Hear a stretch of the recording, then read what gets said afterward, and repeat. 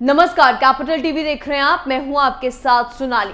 मुस्लिम आक्रमणकर्ताओं की तरफ से भारत के मंदिरों को तोड़कर उस पर मस्जिद बना दिए गए, लेकिन अब हिंदू जग रहा है और अपने मंदिरों को पुनर्जीवित करने में जुट गया है, जिससे घबराए जमीयत उलेमाए हिंद ने देवबंद में 2 दिवसीय जलसे का आयोजन किया है। इस रिपोर्ट में देखिए।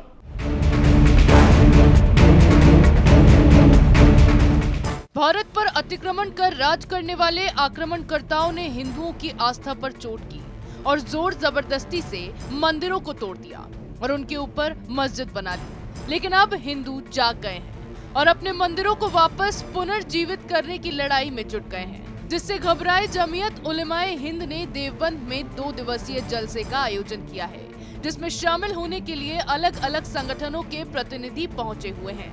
इस जलसे के पहले दिन ये इस्लामोफोबिया के खिलाफ लामबंद होने पर सहमति बनी। साथ ही इस दौरान मुस्लिम धर्मगुरुओं ने सरकार को भी घेरा। जमीयत उलेमाए हिंद ने सकारात्मक संदेश देने के लिए धर्म संसद की तर्ज पर 1000 जगहों पर सद्भावना संसद के आयोजन का ऐलान किया। इस दौरान जमीयत उलेमाए हिंद के प्रमुख महमूद असद मदनी ने कहा कि बेइज्जत होकर खामोश हो जाना कोई मुसलमानों से सीखे।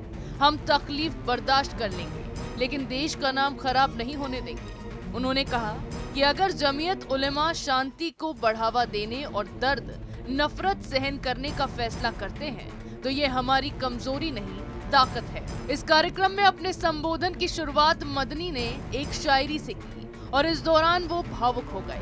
उन्होंने कहा कि हमें हमारे ही देश में अजनबी बना दिया गया। महमूद असद मदनी ने अखंड भारत की बात पर भी निशाना साधा।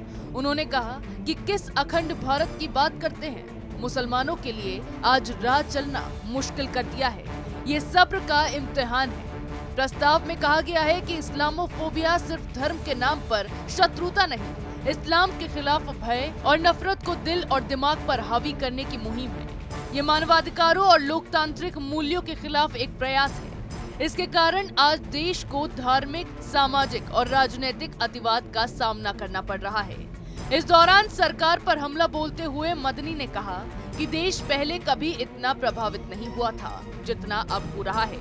आज देश की सत्ता ऐसे लोगों के हाथों में आ गई है जो देश की सदियों पुरानी भाईचारे की पहचान को बदल देना चाहते हैं। सत्ताधारी बीजेपी पर नाम लिए बगैर हमला बोलते हुए जमीयत ने कहा कि उनके लिए हमारी साझी विरासत और सामाजिक मूल्यों का कोई महत्व नहीं है, उनको बस अपनी सत्ता ही प्यारी है। शायद मदनी जैसे मौलाना वो भूल जाते हैं जब हिंदुओं के साथ जुल्म होता है, हिंदुओं को कश्मीर से मार मार कर जबरन पलायन पर मजबूर किया जाता है, तब किसी को उन पर हो रहा जुल्म दिखाई नहीं दिया। उनकी अस्मत टूट गई है, तब भी इन लोगों को भाईचारे का ख्याल नहीं आया। और जब हिंदू जाग रहा है, अपना अधिकार मांग रहा है, तो इन लोगों को भाईचारे का ख्याल आ रहा है और अब पुरानी विरासत और सामाजिक मूल्यों का हवाला दे रहे हैं।